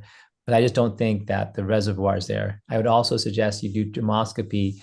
If you're more than 50% that high powered field leukotrichia, probably not going to respond. Yeah. The last question on this patient, Dr. Sandel, do you want to take this up? How to actually counsel these patients? Because these are the very high impact sites. They're socially visible. And these don't repigment easily with medical treatments or even phototherapy treatments. So how do you approach your patients, discuss the repigmentation potential realistically with them? It is, you want me to talk about the second and the fourth aspect of it, like, right? Yeah. Because I couldn't hear your question properly. Anyway, like what happens is like the first thing when you're dealing with an achial area, we tell them like, we are initiating on this one. Our first goal is to bring about the stability of the disease. So that's what I say. I say the movement of the treatment of it like goes in 3 phases. One is stabilization. Second one is let's get how much like whatever percentage of repigmentation we get. Finally, we go in for a surgery. And most of the thing they have, many of the patients today also had 2-3 patients who were just 6 months into the disease and they wanted surgery immediately. So I actually had to sit with them and they had achial vitiligo only. I had to tell them that I have to first stabilize the disease per se. We'll give you, these are the group of drugs we'll give you. So this will begin for a certain time and then that will be stopped. And once you have been stabilized for close to at least a year or something, then we can plan out surgery. We have good options which will try to get about near total repigmentation. So this is what I did. But I tell them the treatment is slightly longer. It will take, but you will feel better. So I usually give a positive outcome in the patient. I don't straight away damage them and say, no, nothing can be done. I usually talk to them, give them a little bit of tender loving care, tell them time, give some time, we'll see the maximum can be done for you. So these are a couple of studies, one from PJ, one from AIMS, which I wanted to discuss. We actually use targeted narrowband UVB and AIMS people used excimer light. And both of us actually saw that if the lesion has failed to repigment with the whole body narrowband UVB, it probably doesn't make a difference even if you give excimer light or targeted narrowband UVB. So that is what Dr. Interpret also shared with us. It probably doesn't make much of a difference. The other options which we have is combining various modality. You can combine excimer laser with topical steroids. You can combine ablative CO2 with 5-fluorouracil. You can combine fractional CO2 laser with topical steroids, but for acral vitiligo especially. And there are reports which suggest that it would cause improvement and repigmentation. The next challenging site for us is genital vitiligo. It is important because 1/3 of patients with non-segmental vitiligo actually have genital lesions. And most often patients don't discuss this aspect with us. And it is again a very high impact site. And also these patients also have a lot of psychosocial and psychosexual comorbidities because of genital involvement. So I just saw the photo of our index patient. He had non-segmental vitiligo since last 8 months, and it was involving his genitalia, and he was very anxious about it. So let us discuss this patient. My first question is to Dr. Rashmi. Ma'am, what is your first preferred topical agent for genital skin, and how do you balance the efficacy with adverse effects? So I think when I hear, this is vitiligo at a site, which is a bit tricky because it's not just about the lesion here. It's also about, the patient and, his mindset. Because genital lesion, interestingly, is something that, you're not going to see that vitiligo lesion really. It's not in one of the real visible areas. It's, of course, visible to, the patient and, his partner. So how does he take it? So I think one very important thing here is that does counseling work? That yes, it is vitiligo. You can say that as long as you're having it here, you need not bother. It's really not seen, and everybody has something, like this. That is one way, that counseling, which could play a very major role. And as rightly pointed out, this also needs a bit of, psychosexual counseling. I think this is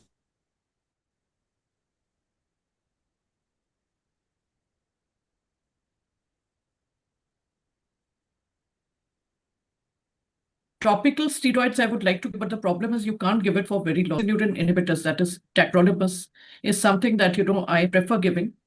Are you able to hear me? Tacrolimus is something that I like giving, 0.1%. And maybe, I follow it up with, say, pimecrolimus if you have to give it for a longer period of time. So that would be my preferred first line of treatment. Yes, ma'am. Then the next question is to Dr. Iltafat. Dr. Iltafat, how do you actually approach this conversation with your patient?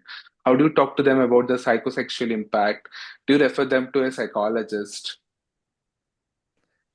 So this is a multi-trust domain. And obviously, and I'm sure you have the same thing in India, but we have different subcultures. If somebody from a different demographic or belief set or region comes in, you have to approach it in a way that is going to be something that you give them permission to bring it up, but also they want to talk about it. So in that particular index patient, which you showed, which is great, I would really start looking and trying to see if they have trichrome and those areas. Start talking about vitiligo and how it can affect other parts of the body. And I would start mentioning that, it can affect your lips and your fingers, but it can also affect your genitalia. Do you want to speak about any of those areas? And that way, if they wanted to talk about the genital areas, it's a factor. The other thing is, being of South Asian descent myself, I do get a lot of patients. I actually get patients from India who will fly to Detroit, which is a great place, but far from India. You have some of the world's best vitiligo specialists in India, but they don't want anybody in India to know that they have vitiligo. And I'm sure you're familiar with this, but the actual impact of the in-laws and the parents and the potential risk of vitiligo being passed on to the next generation is a huge concern. And so I try to ensure that they go to our support groups and they can hear general commentary reminding them that there's a less than 6% chance from what we know today of you passing on vitiligo to your child. And then the conversation of actual sexual events, like getting a sexual health diary, working with a sexual health therapist. We have these sexual health therapists who are licensed psychologists or social workers, but they're very good at that. I will often ask them to see that individual if they want, but really based upon a sexual health diary.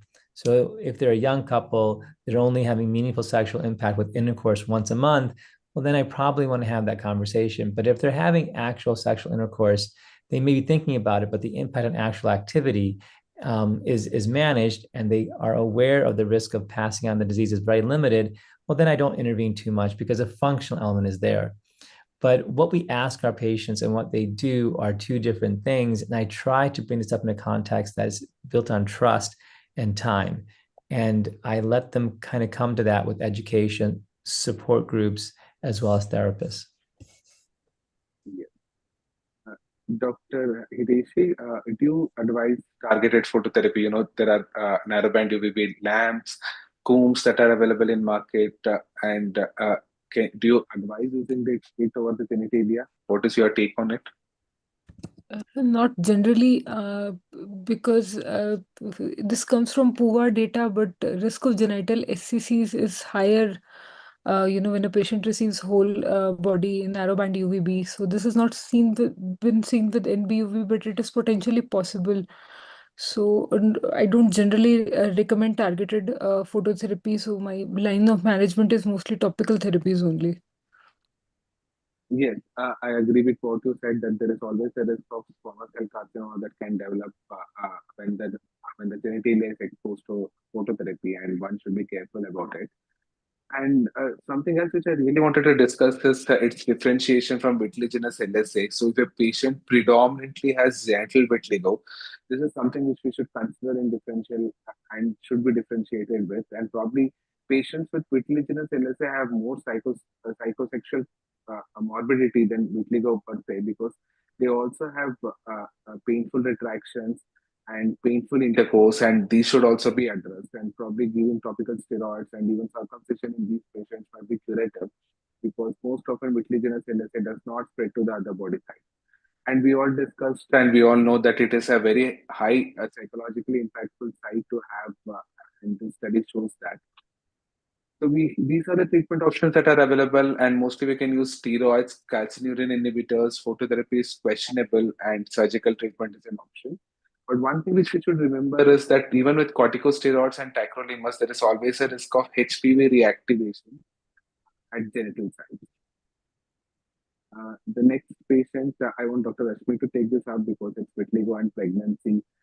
So this primary gravida with 28-year-old, she was a staff nurse in a nearby hospital. She had well-controlled vitiligo, and then there was reactivation as soon as she conceived. And then how do we approach this? So the questions for her for Madam is which topical agent of phototherapy approach do you consider acceptable in pregnancy?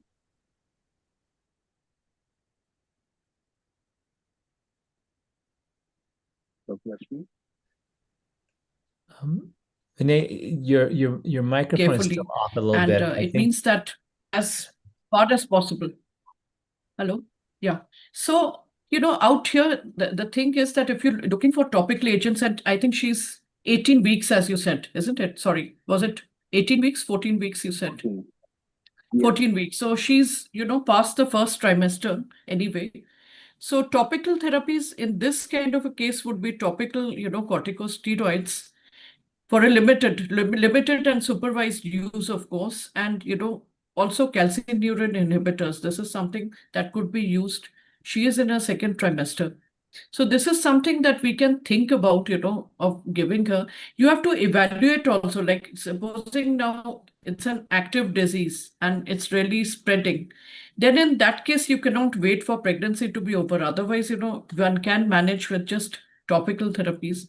In that case, then, you may have to think of other systemic therapies very rationally, and phototherapy, narrowband, UVB could be something that could be considered. But I would try as far as possible to stick to my topical agents. Which would be your topical agent, ma'am? Topical agent here would be topical corticosteroid to start with, and then, would be topical tacrolimus, That is something, that I'd like to give, in this patient. Do you advise phototherapy in pregnancy?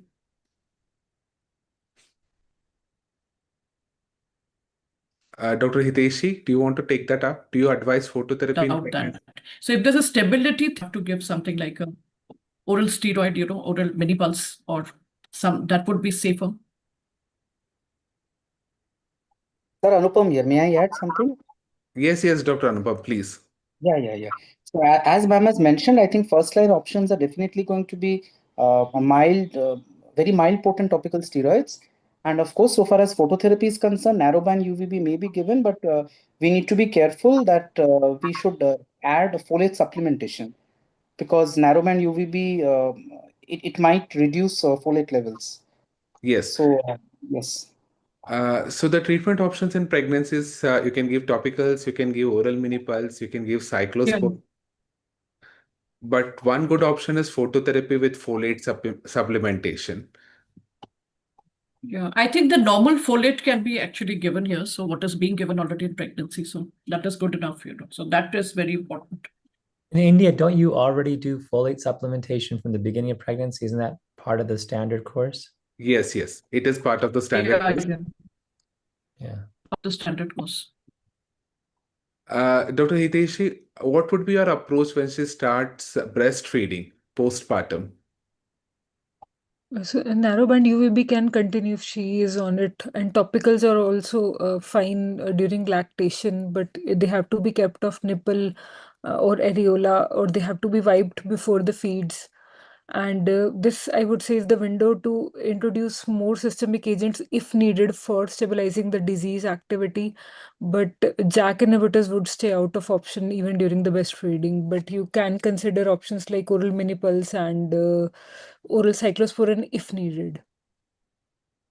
Yes, so we all know that that pregnancy is a state of immunosuppression, and most often autoimmune diseases are well controlled during pregnancy. But one quarter to one third of the vitiligo patients can have exacerbation of their vitiligo during pregnancy, and the treatment options we just discussed, it may be oral mini pulse or cyclosporin or phototherapy, and topicals can definitely be used. And it is better to have well controlled disease activity in our vitiligo patients before they conceive, because that those patients generally tend to have better pregnancy outcomes. Uh, uh, and again, an interesting case, rapidly spreading vitiligo in a child. So this was a 9-year-old child who was brought to me with rapidly spreading disease since the past 2 months. There is Cobnus phenomena was positive, VIDA was 4 plus. Her parents were very anxious because the disease was involving the recognizable sites like the face and the hands. So the question to the panel is, Dr. Sandil, what are your options for rapidly progressive extensive disease in a pediatric patient? So since it's a pediatric thing, my first go-to drug will be an oral mini pulse only. That I will start the child immediately on that, and counsel the parents mainly, because here the child is hardly bothered about the disease, but it is the parent who is actually getting aggravated. I think they show more lot of anxiety, and I think more of the child like, so because they should not affect the child growth. For example, they do a lot of doctor shopping because they might not get an immediate improvement or immediate recolor. See, for example, as dermatologists, our first aim is to stop the spread of the disease. But whereas the parents are looking for pigmentation of the disease also. So we need to properly counsel the parents as well as, and then initiate the child treatment.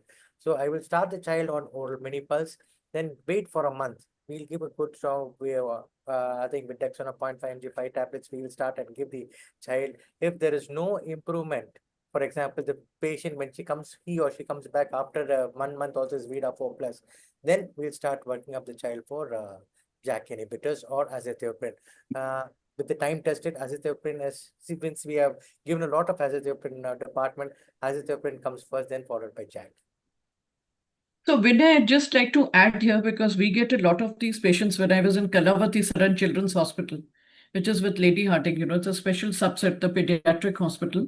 So I think this is where tofacitinib also has a good role, So sometimes, when you've given, like Sendil said, but sometimes we've also given it, straight away, oral tofacitinib, start with a lower dose, and that also has a good stabilizing effect, as well as it also helps, in stopping the progression of the disease. So this is where I think tofacitinib definitely has a role, and you can combine it with any of the other topical agents, which could be tacrolimus. And if that is not possible, sometimes we even combine it with topical tofacitinib. So we've done that, topical tofacitinib and tacrolimus. Dr. Iltafat, is your approach different from this? How do you treat children with rapidly progressive disease differently from adults? Yeah, so I use OMP with phototherapy and topical immunophilins, calcineurin inhibitors, for children below the age of 12. And above the age of 12, I use topical JAK inhibition, and ruxolitinib is the one that we have in the United States. And then if they have recurrences, I tend to use methotrexate at this time, unless they're above the age of 12, where off-label we can use JAK inhibitors. But the data for children and JAK inhibition is still being worked out. So I think that is something that we have to walk carefully, especially in areas, as you know, where you have a TB risk. And TB is rare in all parts of the world, but it is something that can happen. But I would defer to you, since you guys deal with that more than I do. I have seen some rare cases of herpes zoster occurring with these JAK inhibitors in children. So something that you have to walk carefully into. But I would go OMP with phototherapy, then use methotrexate. But I think the JAK inhibitors will eventually replace OMP. Yes, so phototherapy, that is the option which I was actually looking for because I tend to do a lot of home-based phototherapy for my vitiligo patients who are below 10 years of age, because it is much more convenient for them to be at home and take phototherapy and not miss school by attending the hospital taking phototherapy for. So the options are oral So mini. what exactly, Vinay, like when you say home therapy, like what exactly are you using? Are you using soda or is it just sunlight that you're talking about? Or, No, their home health devices? yes, so in market now we have narrowband UVB lamps and Yeah, the even home health. standing ones Yeah. which are available in Indian market. So the cost is reasonable. It is not so exuberant as it was before. So that is what I prescribe. So there is a dealer who generally supplies it to my patients. It has four lamps and then it can almost cover the whole length of the body of a child. So it needs to be calibrated every 6 months, but that is what I prescribe. I think that's a global trend, but I think that's the safest bet, and you will find patients respond.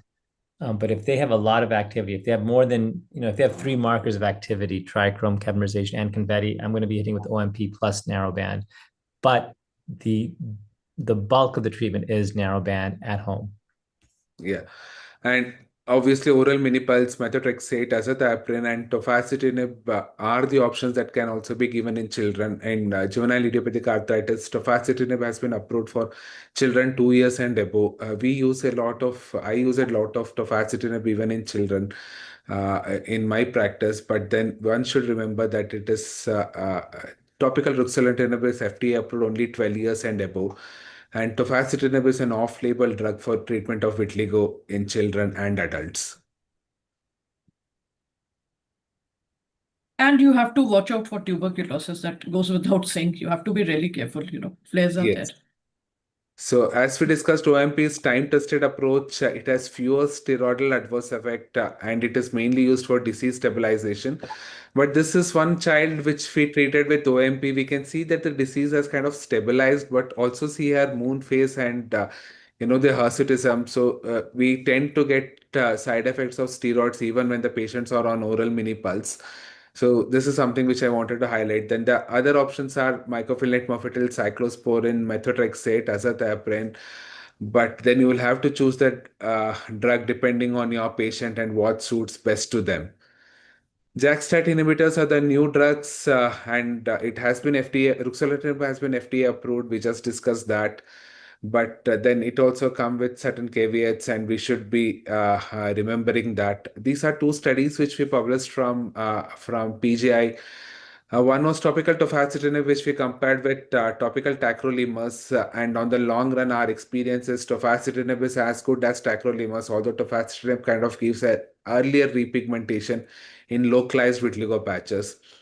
This was a second study where we compared oral tofacitinib with oral mini pulse. Oral tofacitinib caused earlier stabilization, and even the repigmentation rate was better with oral tofacitinib compared to oral mini pulse, because oral mini pulse is mainly known to stabilize disease, but tofacitinib can also cause repigmentation. So, Dr. Hiteshi, what is your take on this? Do you combine JAK inhibitor and phototherapy in practice, or do you give just JAK inhibitors? What is your practice, and what do you think is better or ideal? So wherever feasible, I try to combine JAK inhibitors with phototherapy. If the patient can come to the clinic, then we advise with the chamber, otherwise home-based phototherapy. So I do tend to combine the two. Do you combine both topical JAK inhibitor with phototherapy and systemic JAK inhibitor with phototherapy, or systemic and phototherapy only? Like, how do you do it? At present, I combine both with phototherapy because the current literature it indicates that phototherapy helps potentiate the response of both oral and topical JAK inhibitors. But our current observations have been different, where it's not probably potentiating the action of topical JAK inhibitors, but is helping with oral JAK inhibitors. Yeah, there are published literature. So this was the extension of the ruxolitinib and tofacitinib studies, which show that adding phototherapy is better with topical JAK inhibitors. And then we are conducting a couple of studies in our center. So these are early results, but these are sequential photographs of the patients who have been treated with topical JAK inhibitor, which is tofacitinib on one side and placebo on the other side, and exposed to whole body phototherapy.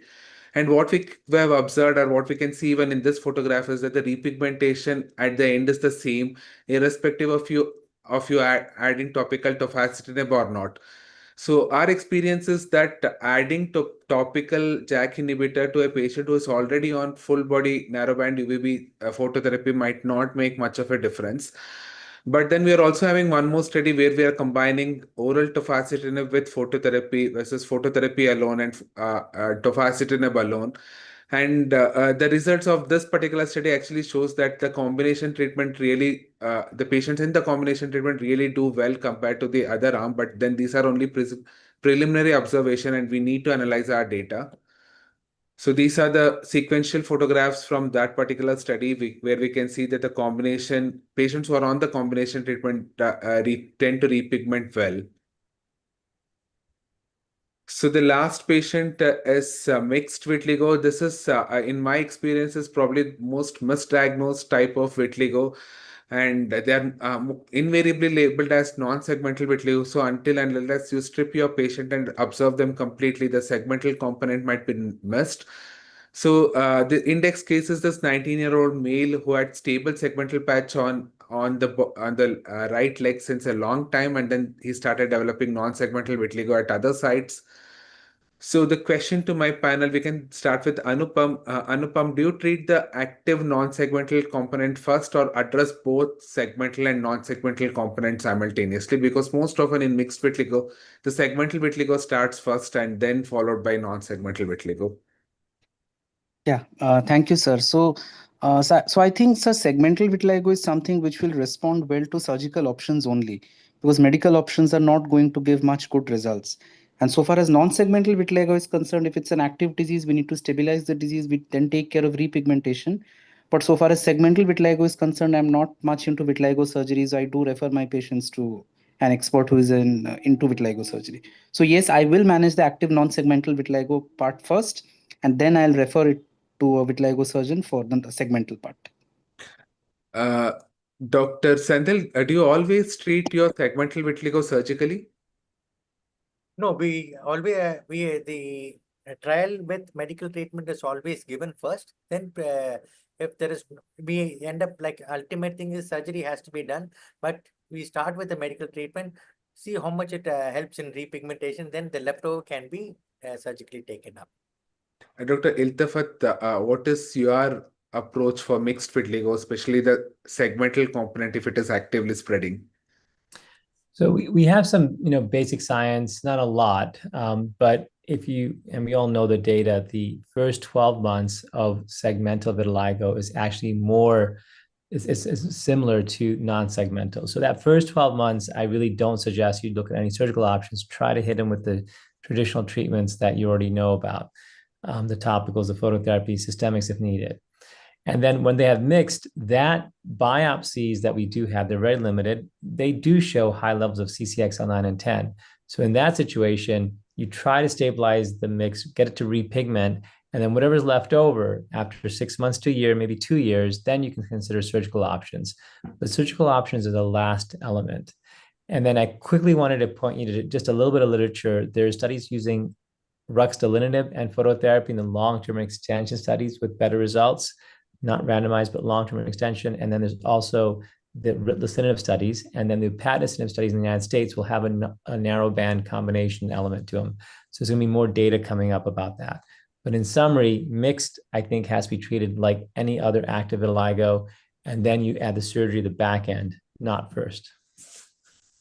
So the second question again to you, Dr. Iltafat, if the segmental patch is stable for a long time, the patient had a stable segmental patch for 4 years and then he developed non-segmental vitiligo, do you treat the segmental patch with surgical option, or do you wait for the non-segmental vitiligo to stabilize before operating on him? So there's a couple of studies that have been presented recently out of Dr. Passeron's group and actually a multi-center study in Europe. And so they looked at existing patches that were old, they looked at new patches, and they looked at patches that that were mixed. So there were older disease, but new lesions. And those individuals had older disease with new lesions had different types of vitiligo immune profiles in those two different groups. So there's somebody who had segmental for a long time probably is distinct from the generalized, but mixed by its definition has a variable course. So that means that your area that you think is segmental actually may be active. And so if you start treating them with surgery, you could also have a high density of CD8 positive lymphocytes entering that zone. And so you're putting yourself at risk and the patient at risk of a poor result because you treat them with surgery with the understanding that 90% of those will respond, but they won't because your skin's already telling you that they have activity. So I don't think from a logical perspective, you should really pursue surgery too early, but I do think surgery is part of that. But if you do it too early, you may have an impact. Now, there is studies coming out of India from Dr. Kumaran's study, and he can maybe comment on this, but sometimes when you do surgery, you stabilize the vitiligo using some of their mixed techniques. I don't have experience with that, but from when I know the basic science, I would not pursue surgery until the systemic areas are managed. Yeah, the Yeah, idea is like if it is mixed vitiligo, treat it as NSV itself. Stabilize the whole disease per se, then go in for a surgery. Yes, I agree with both of you. The mixed vitiligo, even when the segmental component is stable and non-segmental vitiligo is progressive, at least I tend to stabilize it first before treating segmental vitiligo. And the options for the mixed vitiligo would be same as non-segmental vitiligo because the non-segmental part take precedence because that is the one which is actively spreading. So with this, we have come to the end of our panel discussion. The choice of treatment and the treatment options actually depend on the site and the life stage of the patient. Because, if you have the same patch on an elderly patient, probably you need not treat as aggressively as you treat the same patch in a child. What we need is prognostic markers. Dr. Iltafat in his talk also discussed the requirement of prognostic marker that can change this conversation altogether. Multidisciplinary inputs are much required, especially when you're required to see a psychologist because of the mental agony these patients go through. When there is psychosexual impact, you need to refer your patients to sexual experts who can deal with this better. So, with this, I would like to thank my panelists for their valuable contribution to this discussion. And I wish all my patients and dermatologists who manage vitiligo patients have happy World Vitiligo Day.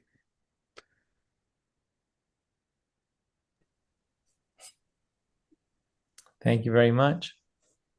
Thank you, Dr. Vinay. So I think we have come to the end of this now. It was a very exciting panel discussion. So I'll just take 5 minutes because there are plenty of questions on the audience chat, and what I see most are appreciation for all our speakers. So congratulations and well done to all of you.